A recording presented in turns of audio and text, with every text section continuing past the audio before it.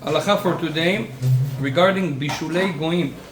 There is a concept of Bishul Israel that we have to eat food that was cooked by a Jew. There's also a food that can be cooked by a non-Jew and it's allowed. It has two conditions.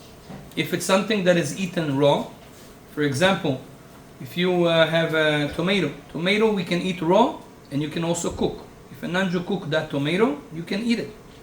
Even if he turns on the fire, no problem. But if it's something that usually you don't eat raw, for example, people don't eat eggs that are raw. I know that some people do, but mostly they don't. That's why if a non-Jew cooked an egg, there is a rabbinical prohibition to eat it. There is spiritual reasons why, and there's also simple reasons why. We're not going to get into the reasons, but it's Isur Bishulei Goim. Another condition is if it's something that Oleh al Shulchan Melachim, that kings will eat it, means it's an important food. But if something that is not an important food, kings don't eat it. For example, this chips that you buy in the stores, it says an OU. Definitely, we know for sure that Jews didn't fry these chips. How can we eat it? Because it's something that lo oleh shulchan melachim. You know, Donald Trump, when he sits, he doesn't eat the chips with his cabinet. Okay, so that's why we allow to eat it, even though it was cooked by a goim. Now, there's a lot of people that have this question. Some people have a helper, especially if you have someone that is ill, someone that is very old at home.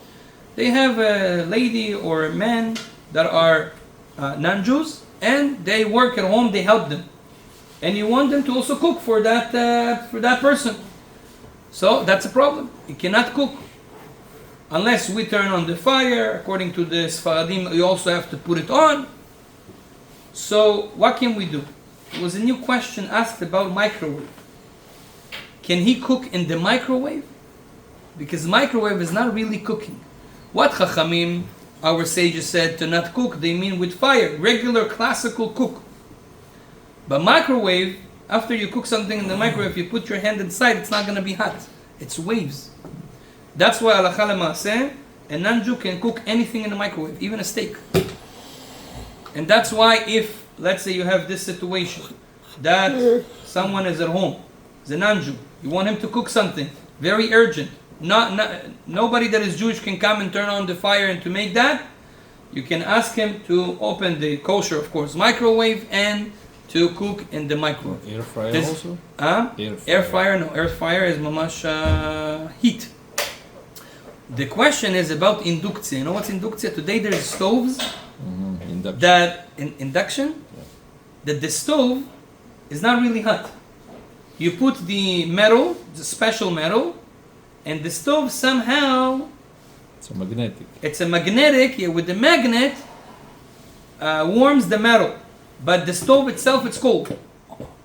So maybe this is also called not a classical cook. But Be'emet, Chachamim say that this is considered as a regular cook. Why? Because at the end of the day, it's a regular heat. The magnet makes the pot itself hot, and that's why it's considered a regular cook. So you cannot use that. But a microwave, for sure, you can. A non-Jew can cook for a Jew with no problems whatsoever. Baruch Adonai le'olam. Amen.